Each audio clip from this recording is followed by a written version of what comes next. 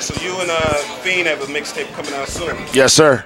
What's the name of that tape? We haven't come up with a title yet. He was throwing around some names, but I gotta make it real special because me and Fiend's relationship is basically, he don't know this, and he's gonna hear this, that there was no Don Cannon without Fiend. That record Cannon with Lil Wayne and all that. I'm gonna tell you the real story about that record. After I made Go Crazy for Young Jeezy, I got a call from Atlantic Records to go down and work with Trick Daddy in Miami at Circle House Studios. So I go down, you know, there's like gonna put me up 3 days and we're gonna go in there and pump out some records to see what we got. I go in, Trick Daddy never showed up to none of the sessions, but I met Fiend, and Fiend, as I was a fan of him from, you know, from the earlier days, and he was like, yo, they brought me here just like brought you to, you know, write some hooks. So I'm like, all right, cool. So I'm in there, I'm like, what can I do for Trick Daddy that he hasn't already done, that nobody expected from a hip-hop producer? And I said, okay, let me take the most famous record in Miami. Was Come and Ride This Train. It was a big record in the Miami bounce music, you know what I mean? So I started fumbling around with the samples. So I was like, let me find the original. So it was Barry White. I found the original. I said, I need to chop this up and get crazy with it. I chopped it up. Fiend's in there, you know, we in there, we eating P.F. Chang, we on the Atlantic budget going in. You know what I mean? They also was talking about, yo, we got this record, you know, they want to do with Madonna. So, you know, long story short, I make the beat. Fiend looked at me like, man, you don't know what you just made right here. And I was like, yo, I didn't even expect it. I was just making it, you know what I mean? So first thing he does is like, let me get in the booth. He get in the booth, he says, something, something, coke, all the way, what's called with the K? It's the Cannon, something. And I was like, damn, that's crazy, right? We get it to Trick Daddy. He passes on the record. I take it back home. The first thing I do is Busta Rhymes comes down. I give it to Busta Rhymes. Busta Rhymes like, yo, this is crazy. Does the record. Wayne gets on it. Free gets on it.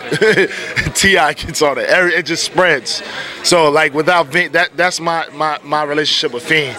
You know what I mean? He's did a couple, you know, hooks back then, but I still have that hook. I may release that one day just so people can hear that. You know what I mean? But you know, Fiend in our relationship. So now, you know, he's back in the swing of things. He's getting his, you know, artistry on, and you know, I'm just helping him. You know, I'm helping him out, and you know, soon we'll see. That's crazy that you're talking about that, because that's what leads to my next question. Okay. Like, how does it feel?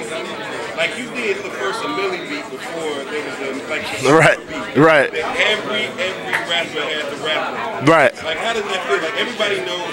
If anybody says the Cannon beat, everybody thinks that beat. Right. Like how does that feel to accomplish something? Hey man, it just made me realize that, you know, when you try too hard, that you get nowhere. I wasn't really trying. I just had fun, man. I make music in the alpha state. You know, I have a lot of, you know, kid tendencies. You know, you watch little kids run around and they play with the toys. They break the head off the He-Man. They run to the wall, chip their tooth, stick their arm in the socket. Like, I make music like that. I just spread stuff all around, just act crazy, have energy, have fun, stand up while I make a beat, dance, do whatever I can to have fun. You know what I mean? And that's, you know, and what come out of that was every rapper on it. The same thing with Go Crazy. I made that beat 10 minutes. I was watching Dead President's movie, and I heard everybody and their mom flip the sample, and I was like, damn, nobody really just flipped the front part. Let me do that. I flipped it. Jeezy got on it. Jay-Z did 64 bars. So it's like, you know, I continue to, you know, anchor my career on just having fun with everything, man. I really don't listen to nobody or what they got to say about music and their ideologies, because it's just a speaking point. I just want to make music. I don't want to talk about my drums ain't where they were supposed to be and this ain't where it's supposed to be. I just have fun, man, you know, and anything that comes out of that, I'm good. I'm just blessed to have every beat come out. Everybody want to rap on it, so I'm cool with that.